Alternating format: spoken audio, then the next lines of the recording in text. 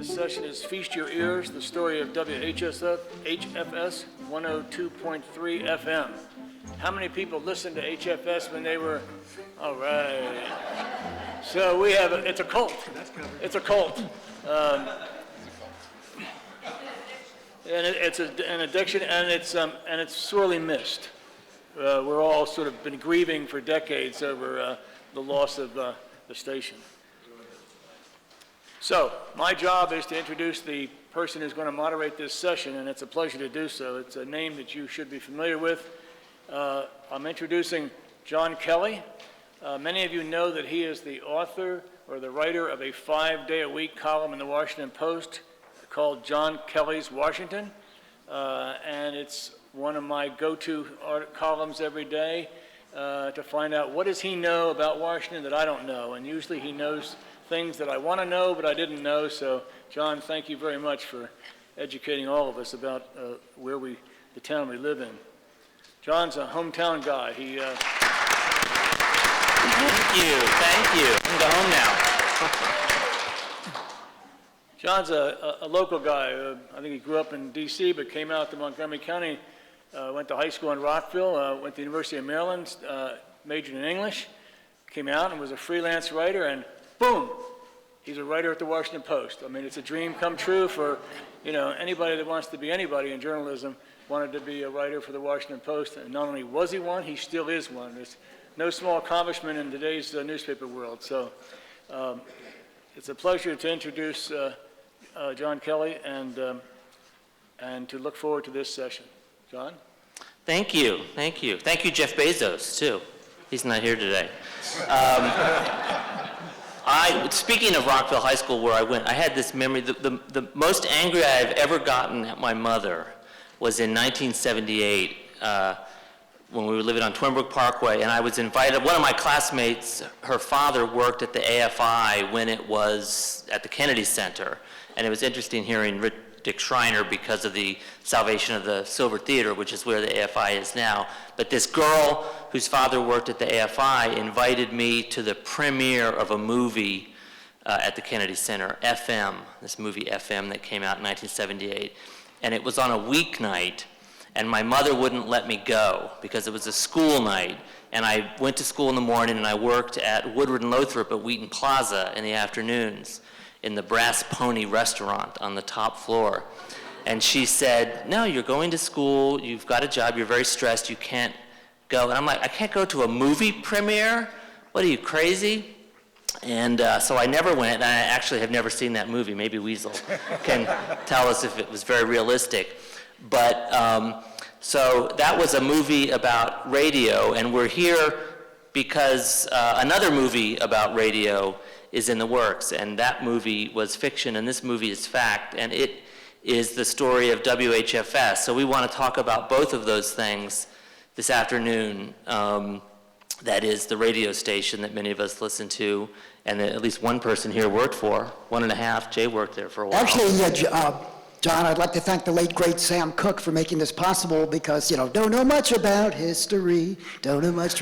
And I actually did an interview with an author. I worked for a station called The Globe, and I did a morning show, and we had this author. I don't even remember his name. He wrote these very simplistic sort of capsule, 2-line little tidbits and factoids about great events in history.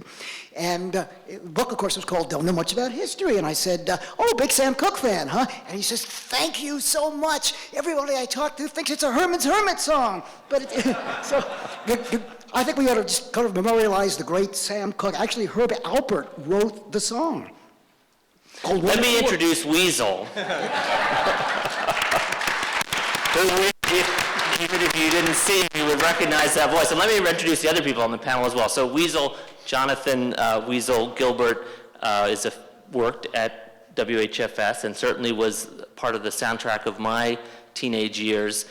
He's from New York originally. Born in the Bronx originally, yes. We will not hold that against you. And you can hear him now on Weasel's Wild Weekend on Towson University's 89.7 WTMD, and also on Tacoma Park Radio on Sunday mornings with Robbie White, a great show that focuses local music. Right here, Mark Segraves, like me, is a fan and grew up listening to it. He is a local boy as well, grew up in Bethesda, is a second-generation journalist. Second generation? Your grandparents didn't? Okay, both parents did, including his father, John, who penned a nightlife column for the Evening Star. And he is a general assignment reporter at WRC-TV. Mark Elrich, County Council member at large, former elementary school teacher, former Tacoma Park City Council member, and a local boy as well, went to Einstein and went to the University of Maryland, and was an HFS listener, as well as performed in a band in high school and college called the Franklin Park Zoo. I hope you'll sing some of those songs later that you did with the Franklin Park Zoo. And the person who has brought us all together, Jay Schlossberg, who is the executive producer of this movie, Feast Your Ears, the story of WHFS. And Jay is president and owner of Media Central, a company that arranges local production crews. So you come in from out of town, you need people to film something, tape something, he'll put that together. His clients have included HBO, Lucasfilm, Discovery Channel. He also does, if you've ever gone to the parking lot at Montgomery Mall on a Saturday? Yep. On a Saturday over near, what's that? I'm sorry? What's the restaurant that it's near? The Corner Bakery. The Corner Bakery. A lot of cars come for cars and coffee, and I've brought my Datsun convertible there a couple times when the weather's nice. So we've already seen how many people have used to listen to WHFS, and it's over half, but that means that under half didn't, and might be wondering, what is the fuss? What was HFS all about?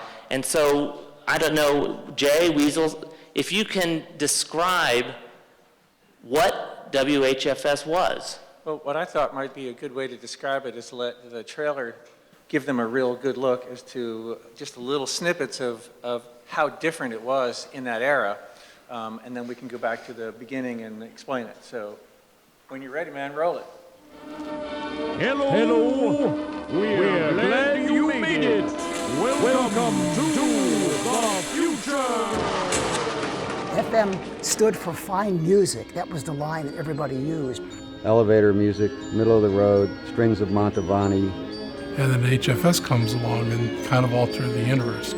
WHFS in Bethesda, Maryland, coming to you from Atop The Triangle Towers. Ease on back, take your clothes off, and have some wine. It was the greatest station I'd ever heard. Radio was changing, the political climate was changing. We were right in the middle of it. It's a small-time radio station in a big-time market. It was more than just the politics, it was the cultural thing. A whole lifestyle, dope smoking hippies and acid trips. We couldn't wait to get home and put our ears on that radio and find out where the next thing that was off the radar of established America. You know, the commercial stations were ego-driven. And the FM stations, it didn't seem like that. People were more humble and more engaged in the actual conversation. Kind of family affair, really. It would be very welcoming. It wasn't fake, you know. You're listening to WHFS at 102.3 FM. He was a wheeler dealer. He was a salesman. He was the face of HFS. The idea behind it is to introduce new music, as opposed to a brainwashed music format that is the result of either ill-advised consultants or people who are not really into it.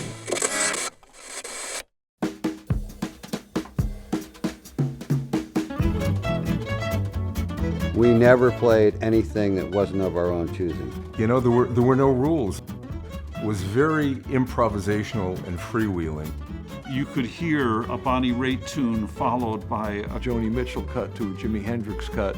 And then you go to some, Wipeout. Or if you wanted to play 5 songs with the word blue. Put together with other things that I'd never heard from a different genre. You wouldn't get bored.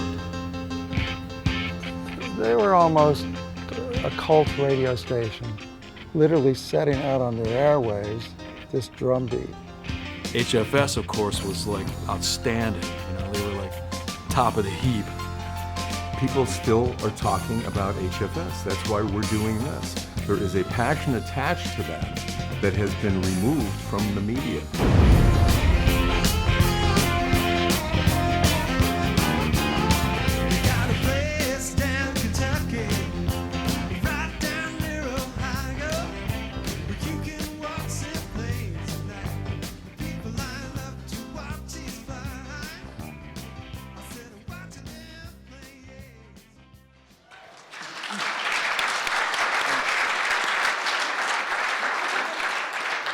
There you go. That's what WHFS was. Yeah, so thank you. So why don't you go? Well, so who started it, why, and did they hope to make money? So there were two gentlemen who met in the late 50s via ham radio, Bill Tynan and Bob Carpenter. They both worked at Johns Hopkins at one point, applied physics lab. And they had this idea about starting a radio station, and they did. I believe they had $16,000, and they decided to go FM. The only frequency all the major frequencies were taken, and they found this one in Bethesda, that happened to be 102.3. And they did what they needed to do. Bob Carpenter was more of the engineer, and he built some of the gear from, well, just junk gear. And they were in a 20 by 20 room in the basement of the Woodmont Medical Building, which is now the Bethesda Medical Building, with a door on Wisconsin and Woodmont. They had the mixing board and the transmitter and the turntables and an employee and desks in a 20 by 20 space. And they launched either November 11th or 12th, 1961. And what I found out by interviewing Bill Tynan, who is still with us, Bob Carpenter died about this time last year. It was early on, I don't know how long, but they had to run the transmitter by car batteries because the gear was, let's say, not the best, state of the art. So when they brought in the AC current, it was putting up too much noise on the frequency. So they went out and bought a bunch of Sears car batteries, hooked them up, ran for about 3 or 4 hours a day till the batteries died, charge them up overnight, and go again the next day. And so there's a real pioneer spirit there, if you think about that. They really didn't know what they were doing. That's okay, neither did we. But you see, there's one connecting factor, these two guys. They built this radio station, they were engineers, they put it on the air, and all of a sudden they said, whoa, wait a minute, we have to put something on the air. We got to transmit. You got to program it, you got to entertain people. And pretty soon they realized that they had no idea. They were engineers. They had no idea how they were going to do that. And they played some classical music and they played some jazz. How many hours a week did they, or a day did they? They were 3 to 4 to 5 hours a day till the batteries died. But I have a question. I have a question for the audience. Just by show of hands, real quickly, who knows what HFS stands for? Yeah, WHFS was the first high fidelity stereo station in Washington. They probably, I think they beat WML by 6 months or so, but that's really what it was. They set out on a course. They owned it for about 2 years or so, pretty much didn't succeed. It changed hands a couple of times. We'll get to it later till the final owners bought it. But that's how it was started, by two guys with just this pioneering spirit. Who didn't know what they were doing. Who didn't know what they were doing. And we'll get to again later. Once things started to change with the programming of 68 or 69 for the music that most of you love, neither did those DJs either, really. It was sort of that same pioneering spirit. Freeform progressive music was a brand new thing. It really sort of carried over, and I was able to express that to Bill, who's probably close to 90 now, how many lives he and his friend Bob have actually touched.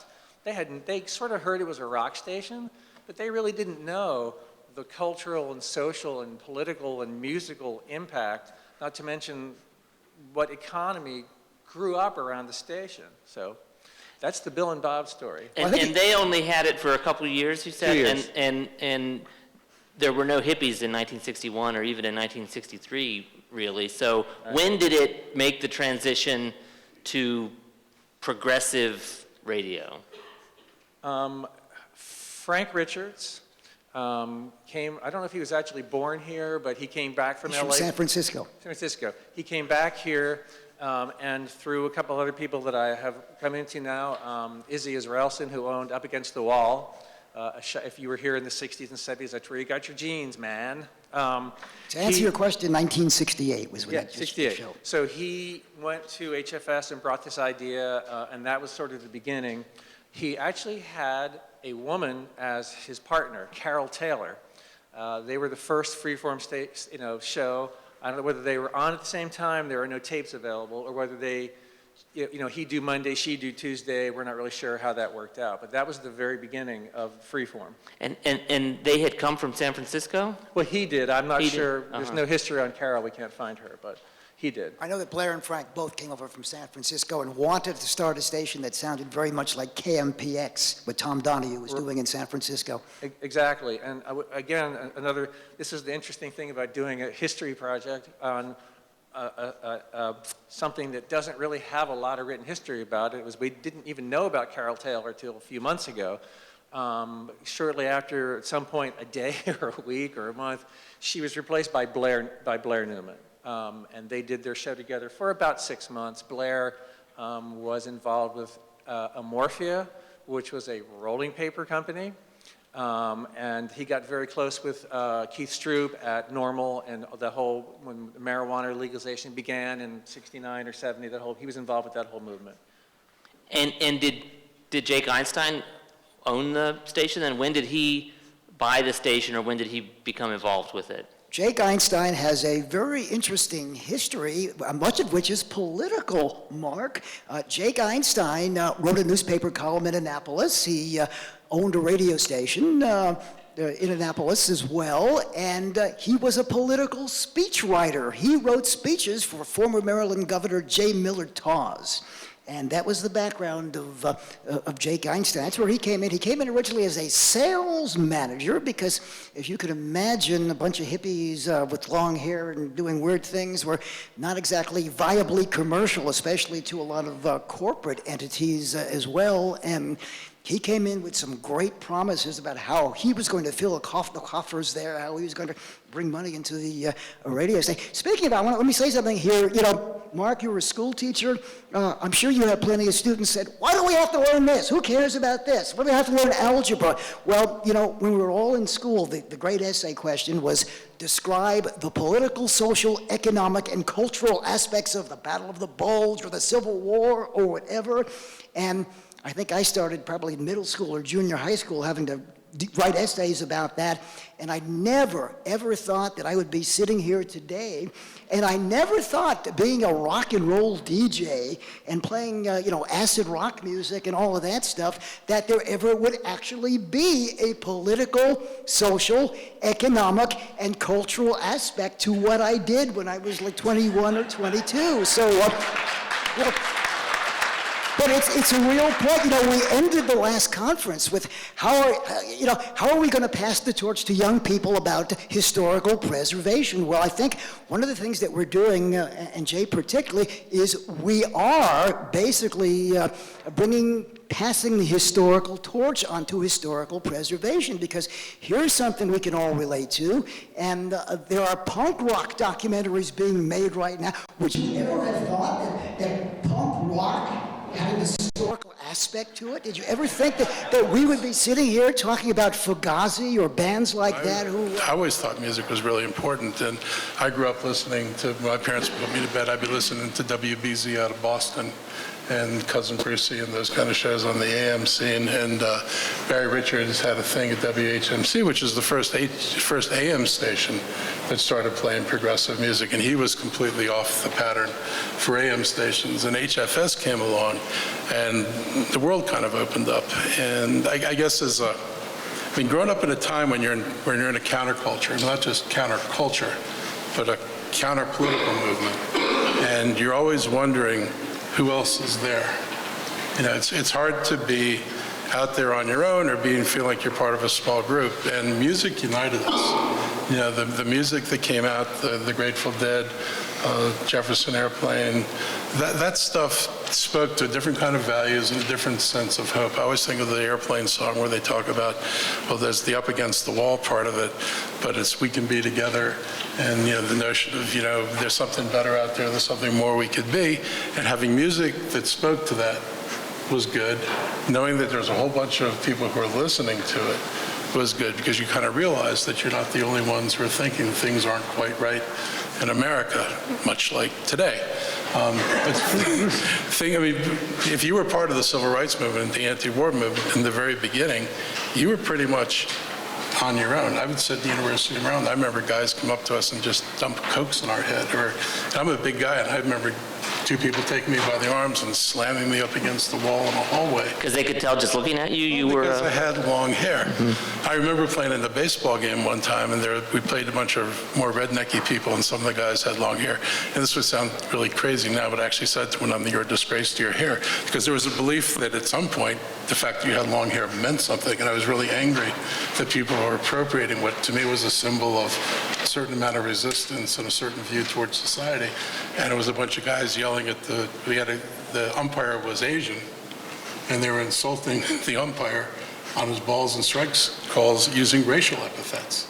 So I was, So HFS was a marker. If you met someone, you knew that they listened to it, that was a connection. Jay, when you have interviewed these people who worked there or were involved in its early years on the business side, on the broadcast side, did they bring that up as being a part of their thinking? That is, a radio station, we want to hear good music that we like, but was there, this 75% of the iceberg underneath that was trying to get a message across or trying to perpetuate an ethos? Definitely. There's no question about that, and certainly Weasel still does that today on his show on WTMD, where he can play what he wants. That was the thing, and like Josh and a couple said in the trailer, they could play whatever they wanted.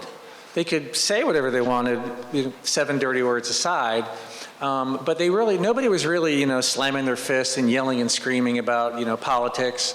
They did it through the music. These were all artists, all of them. And they took different kinds of music, different genres of music, different kinds of bands. You could go from Mantovani to Frank Zappa to Danny O'Keefe to an old 40s blues song to a Cajun song, and there was a reason. Maybe it's because they broke up with their wife that morning. These were all sort of divorce songs, or maybe it was raining that day, or as I continually tease Weasel, I hear he did 10 songs about cheese. It was good cheese, though. Yeah. Now, here's the thing. I realized that one of those songs may have been not a song about cheese, but by the string cheese incident. So in other words, it was programming. You have to think about, you have to think about what they're playing and listen and understand that. And then sometimes they would just play whatever they wanted to play. Sometimes it would just be the songs were all in the same key.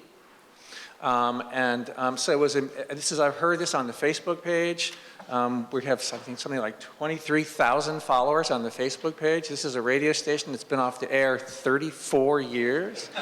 That these guys, Weasel, Surf, Damien, Adele, Ty, Bob here, the list goes on. These were our musical teachers, and mine too.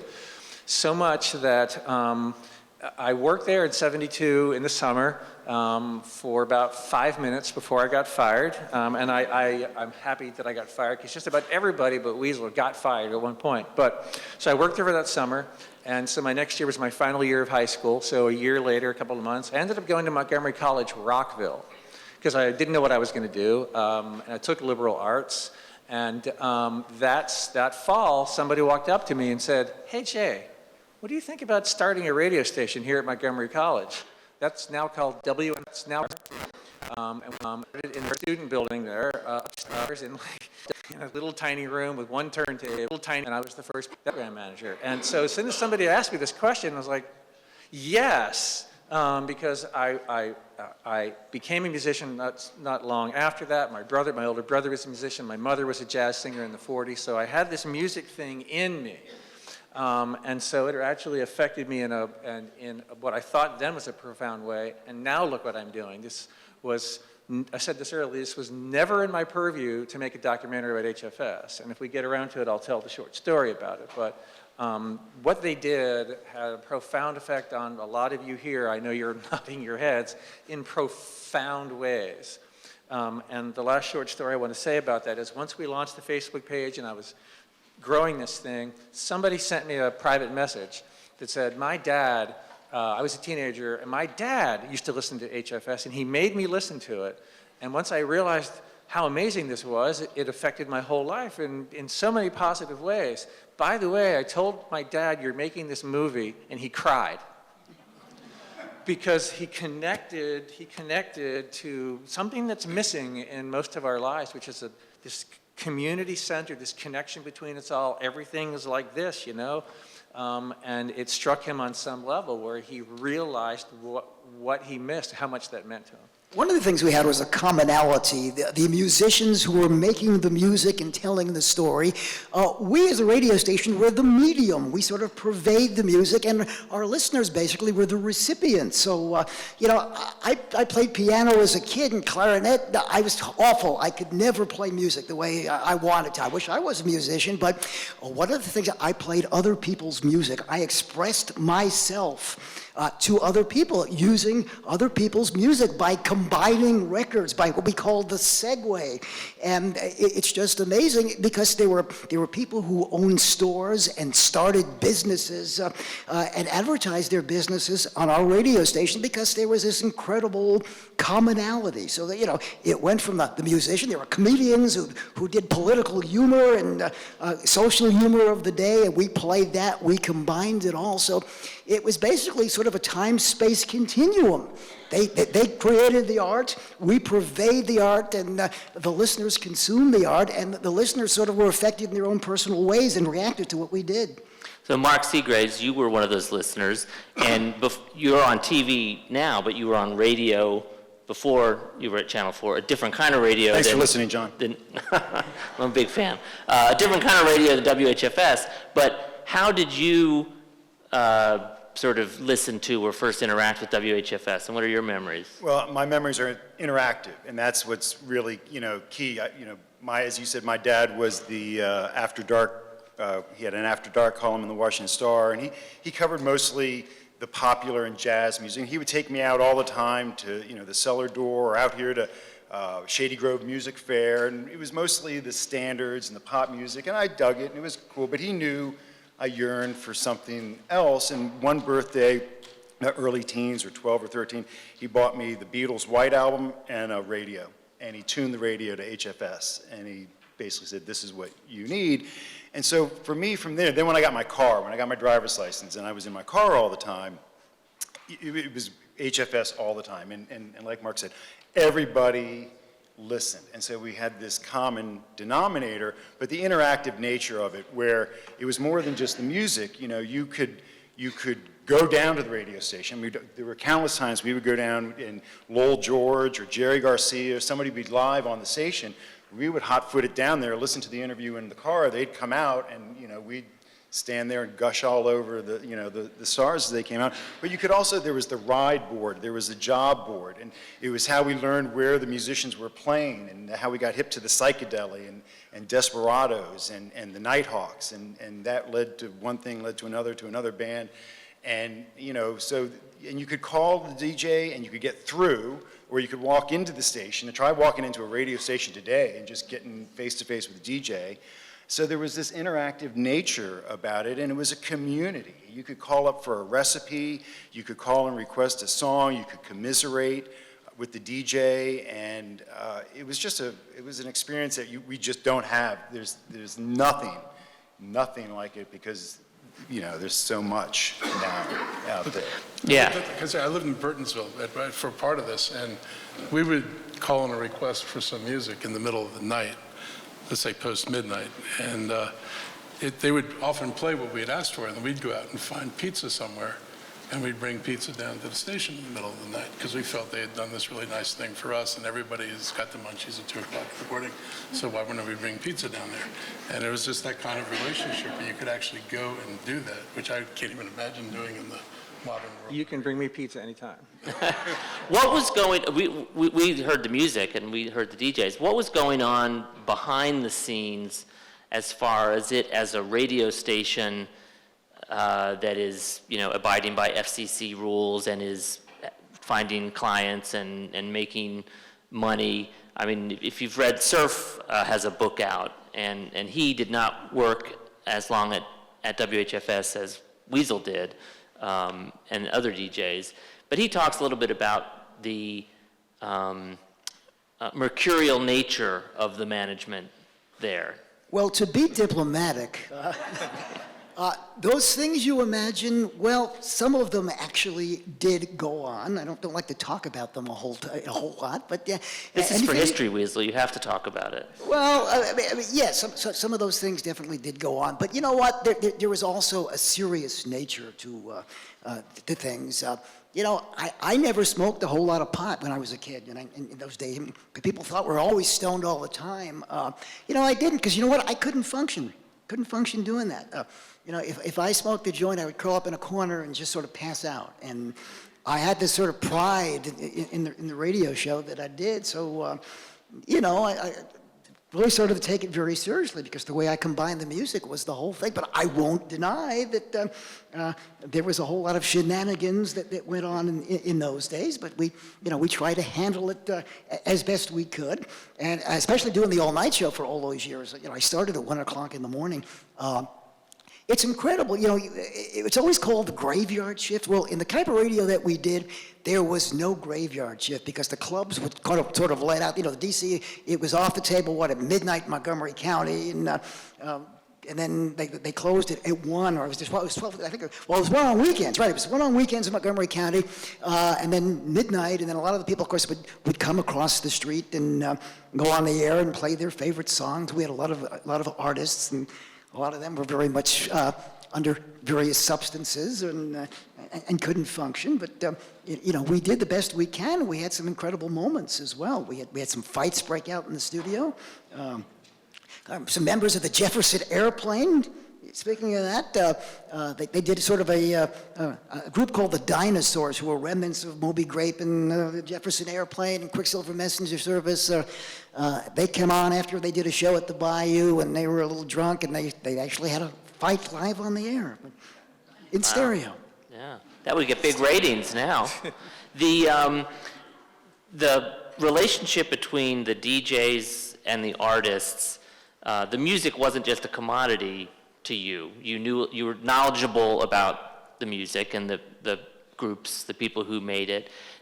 Was that ever a problem in the sense that you had an artist? Did you allow yourself to be a fan? And if by being a fan and having played like a lot of Little Feat or a lot of whoever a favorite artist might have been, and then they put out a record and you didn't like it, would that cause a tension?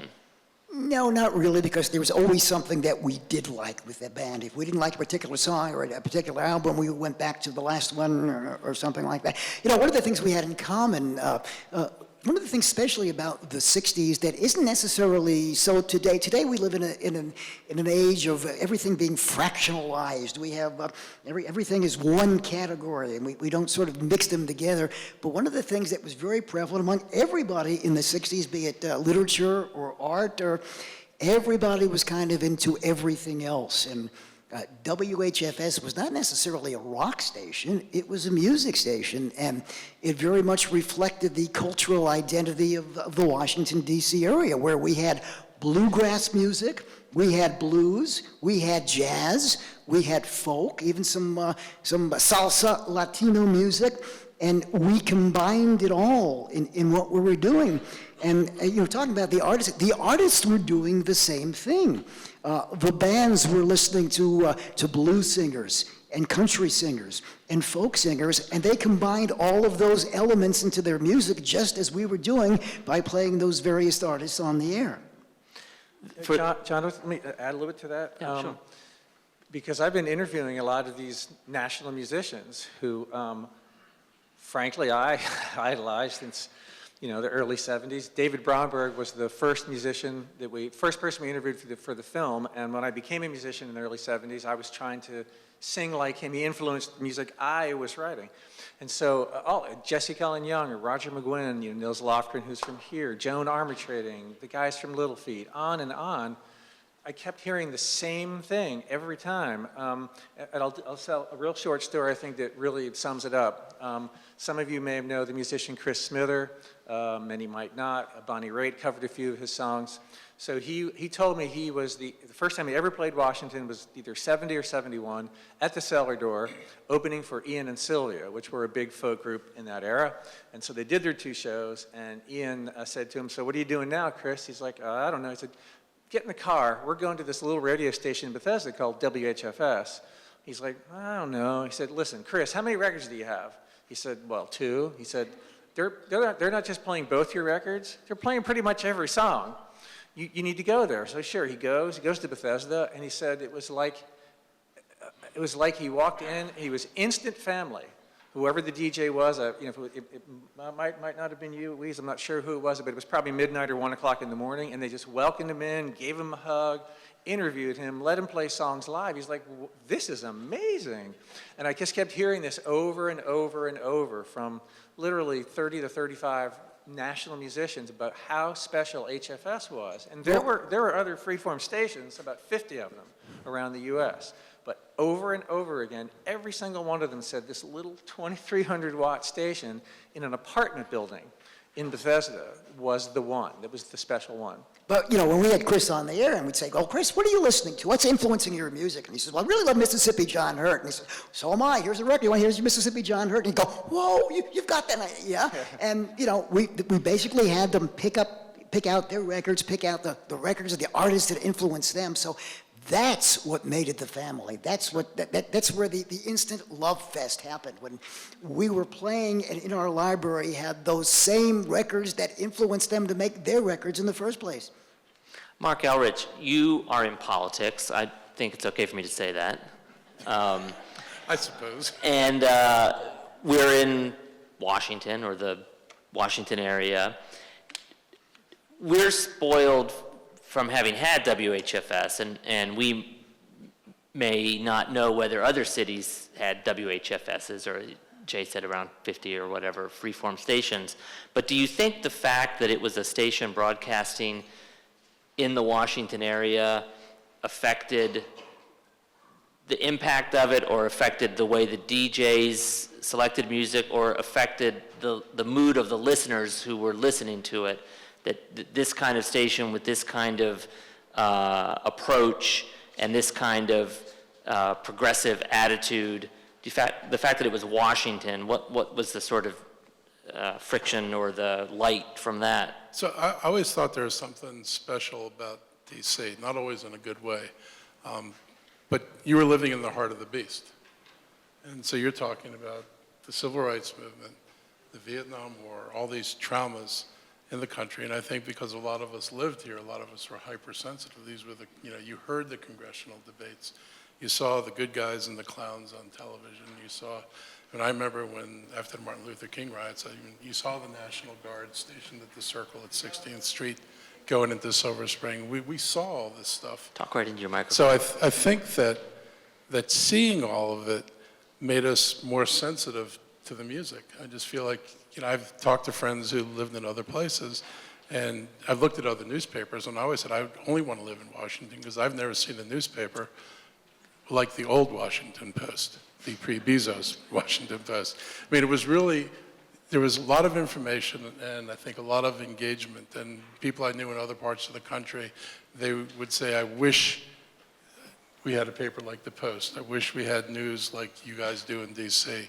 You went to LA and all it was entertainment news. You didn't know there was a world out there."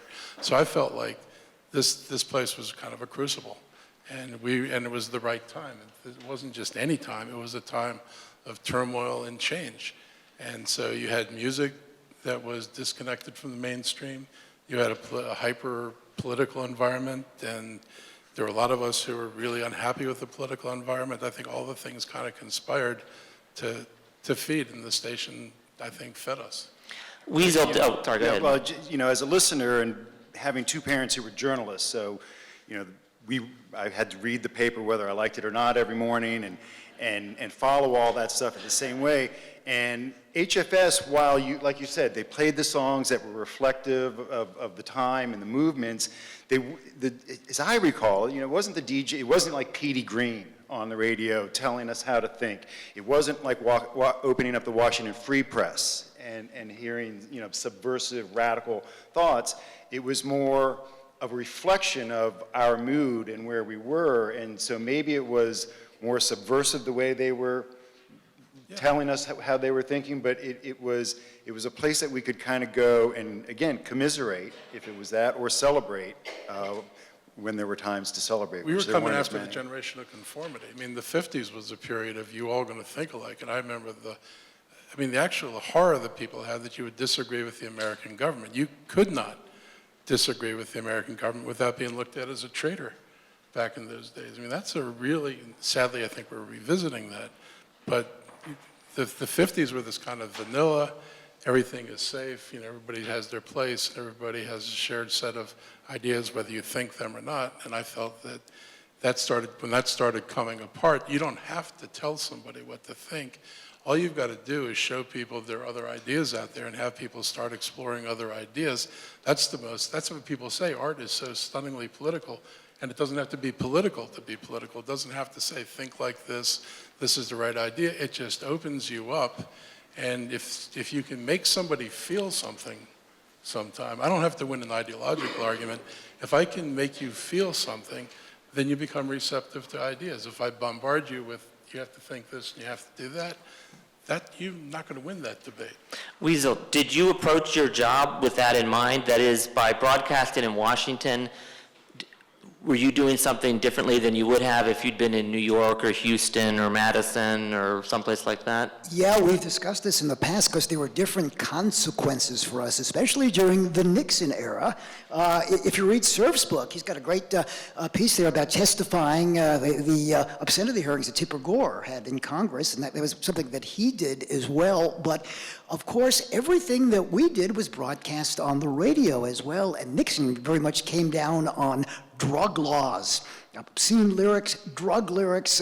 He wanted them entirely banned. And of course, our cohorts in San Francisco over there at Camp X or KSAN or at BCN in Boston or whatever, they didn't really encounter a whole lot of pushback from the government, local government. Because a lot of things were banned in Boston, but the thing that we had is that those White House members, those Republicans in the White House, and those people in Congress very much were listening. As a matter of fact, I actually was investigated by the FCC, and it's too long a story to tell you right now.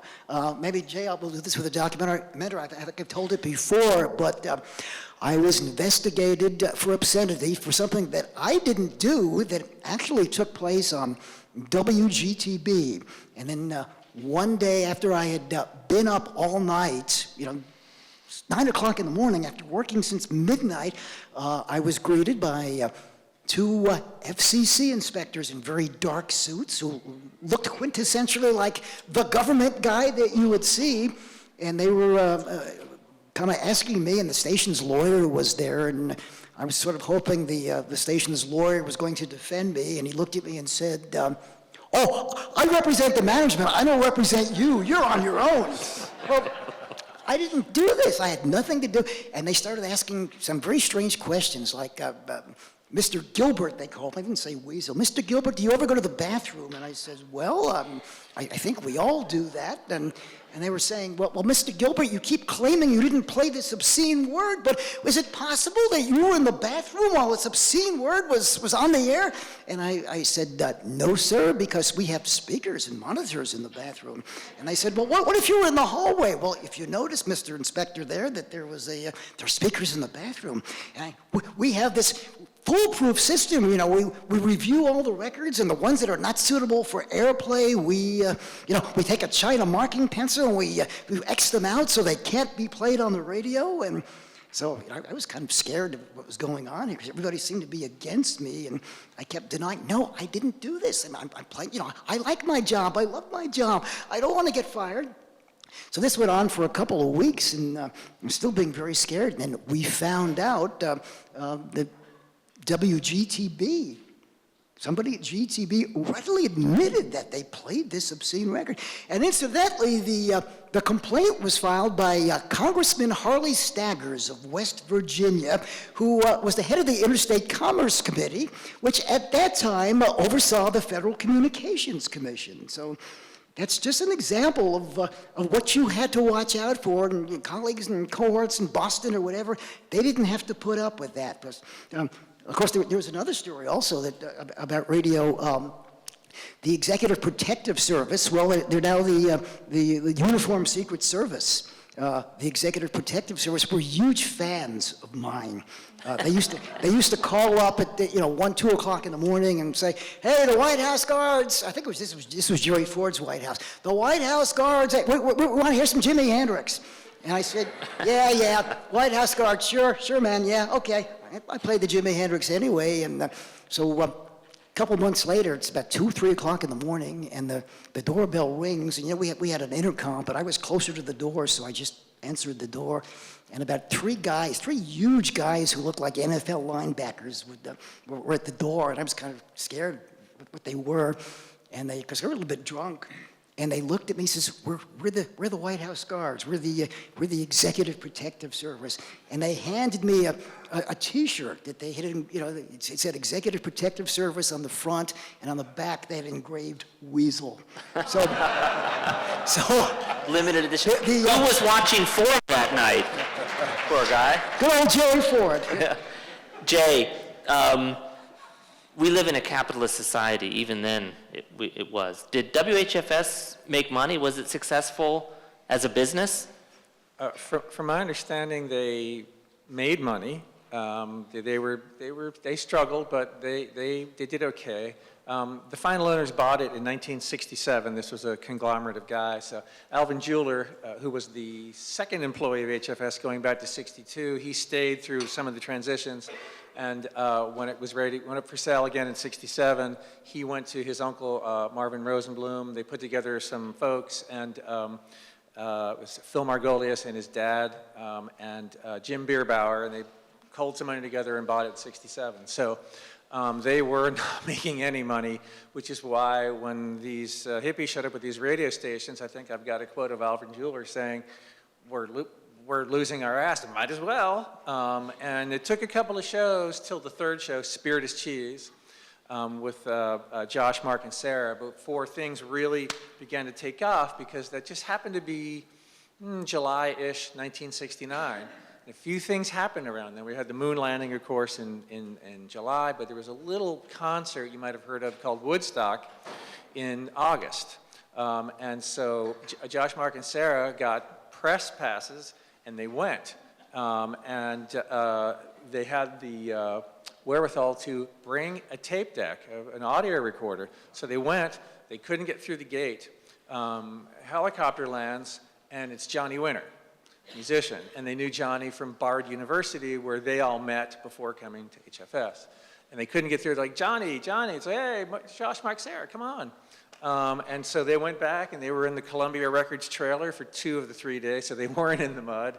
But thankfully they did that, because it turns out they were the only radio station to bring a tape recorder. So we have discovered, we have some short interviews with Neil Young, talking about local Nils Lofgren. He had just discovered Nils at the cellar door. We have interviews from some of the members of Jimi Hendrix's band, Paul Butterfield, Santana. We have 2 minutes of Michael Lang, who produced Woodstock, and by the way, he is going to be in the movie. We've already interviewed him. And there's 8 minutes of some young guy, Jerry Garcia. And what's the cool thing about this, from a historical perspective and all that, is that Warner Brothers, which owns the rights to the movie and the record, doesn't own any of this. So we got these sound bites, so they came back from that concert with this stuff nobody else had. So they started playing some of these things, some of the interviews, and then the word started to spread. Of course, Woodstock was a big smash, right? The Washington Post covered it, and we were all hearing about it on the news, and the kids were discovering HFS, and then all of a sudden, boom, and they started adding more DJs, Surf, David and Damien Einstein, Weasel, Adele, it just started to grow. Steve Walker, Steve Leeds. and it just sort of began to grow. And I think they did okay. Well, to answer your question, John, our illustrious sales manager, who later became general manager, Jake Einstein, he was kind of a smart guy and crafty guy as well. I kind of compare him sometimes to Elvis's Colonel Parker or Andrew Loog Oldham of the Rolling Stones or sometimes P.T. Barnum. He wouldn't let anything escape him, and he was not about to lose money. So, of course, when these long-haired hippies came in, he thought, these guys are nuts. They're not going to make any money. So, instead of paying us or them, he sold radio time. He brokered the radio time to them, because if he was going to lose money, they were going to lose money, not him. So they paid him something like $150 an hour for the radio time, and then they went out on their own to sell radio time to head shops and to people who made rolling papers and to clothing boutiques and bicycle places, later waterbed places. So what happened, as Jay was talking about these three guys who did a show called Spirit is Cheese. As a result of Woodstock, something kind of funny happened. These guys started selling a lot of advertising, and they actually started making money. And then Jake saw them making money and says, whoa, I'm not going to let them make money. I need to make the money. So immediately he fired them. And then he started hiring us as his own DJs, and then he started selling the radio time. He didn't let anybody else make money. He had to make the money, and that's how we evolved, basically, from this sort of fledgling operation to actually becoming part of. I've got a term called hippie capitalism. You talk about the era, and it's always the diggers and the free store and all of that free love. You hear all those terms about the 60s. But a strange thing started to happen as a result of our kind of radio, and also the hippie revolution. A lot of these clothing designers started opening up their own stores, and they started creating their own arts. They started opening up clubs. They started opening up their own newspapers. And of course, we were the radio part of it. All of a sudden, what started developing was very small at first. It was hippie capitalism. These strange, long-haired hippies were opening up talk about promoting small business. It was one of the things that we did. Were we one of the earliest people to promote small business? Well, these people started doing their own very, one store. Some of them actually parlayed that into, large clothing chains. The passing of the classic WHFS, and I listened to it mainly in the late 70s and early 80s, but by 83, there's a big change. What happened in 83, and I mean, it's like Rasputin died a bunch of times before he was finally dead. WHFS did as well, right? I mean, it changed frequencies, and it changed formats, and... Well, not really. What happened were the majority owners were the Margolius family, a father and son. Basically, they owned like 51% of the company. They were also hotel magnates. They were real estate developers. They owned the Holiday Inn Bethesda on Cordell Avenue. They owned the Holiday Inn Crowne Plaza right next to the Twin Brook Metro Station.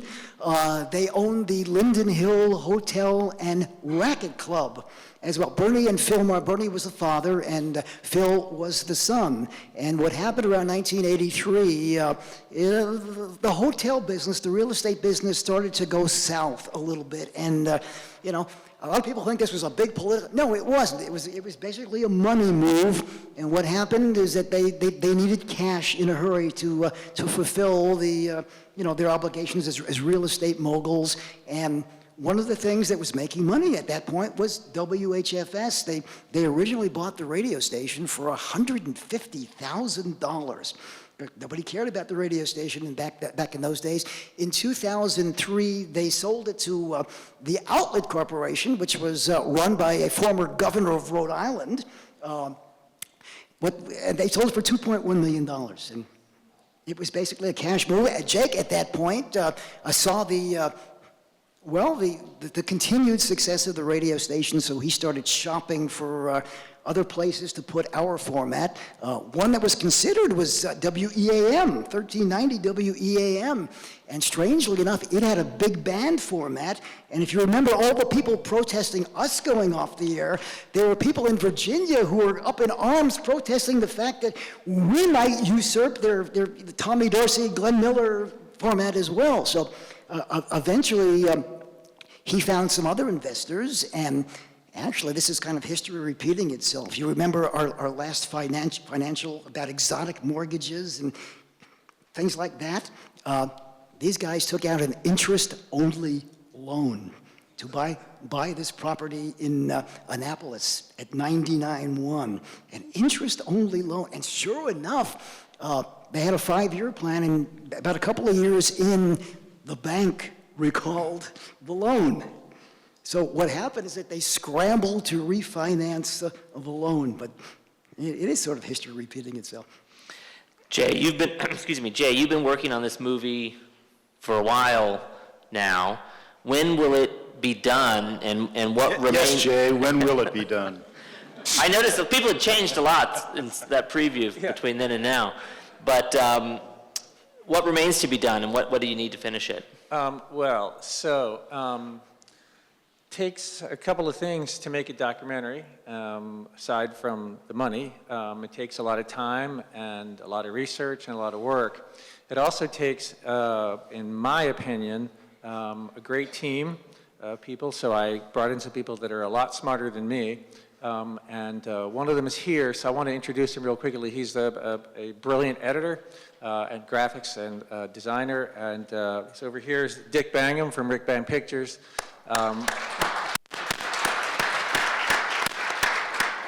He, so far, has made me look a lot smarter than I am, and is extremely creative and has been a great force behind the film. So, where we are is we are editing right now, and we're still we just did an interview, actually, this past week.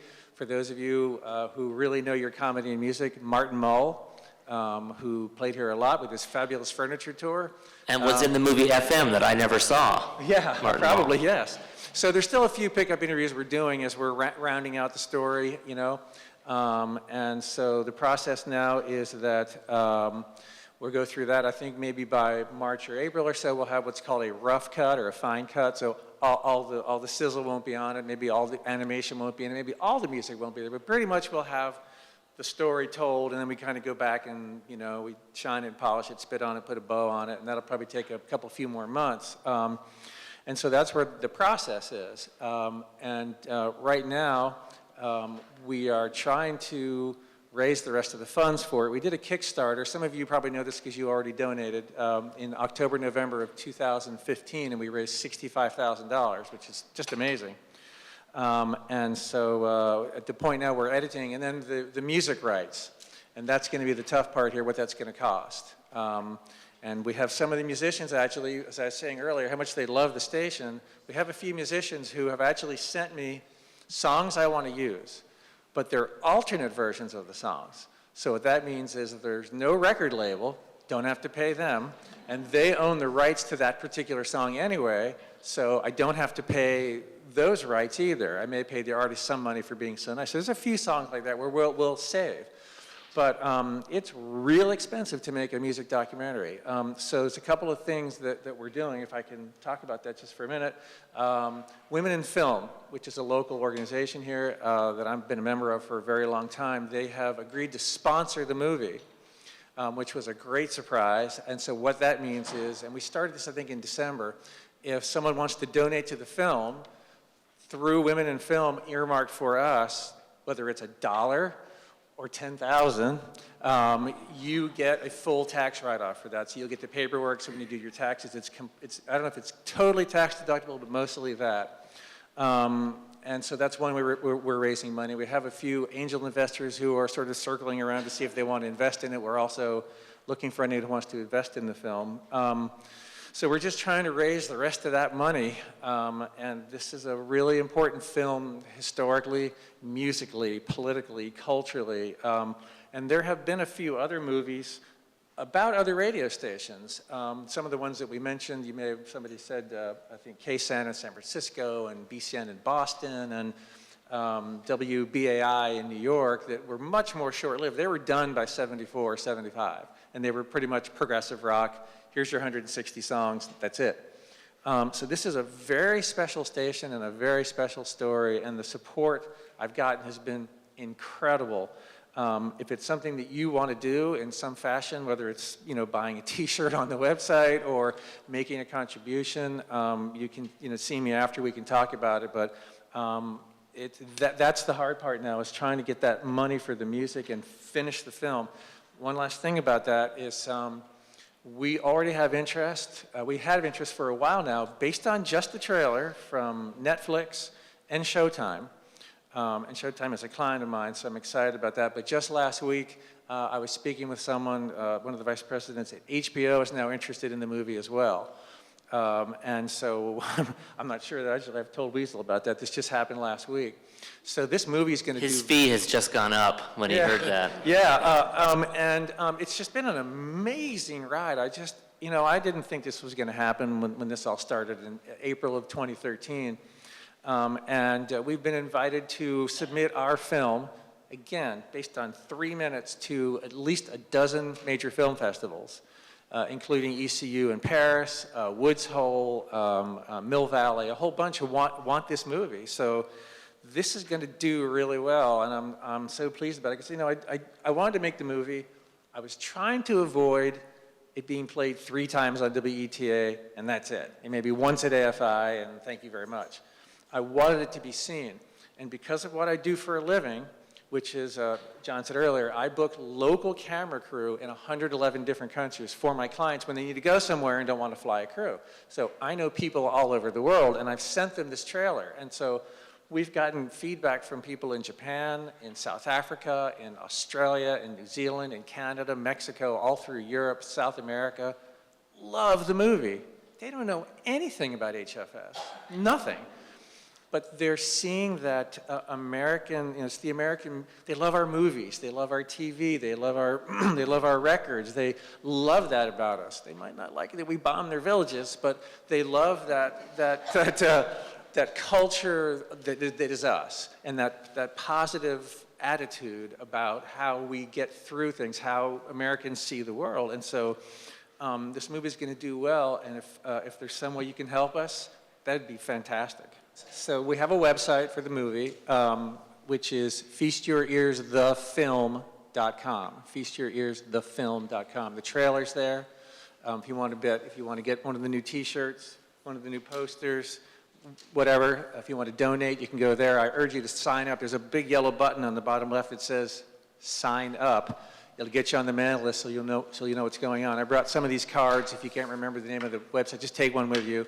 And if you lose that and you still forget the URL, just go to one of the Google tubes and just type in WHFS documentary. It'll come right up on the top.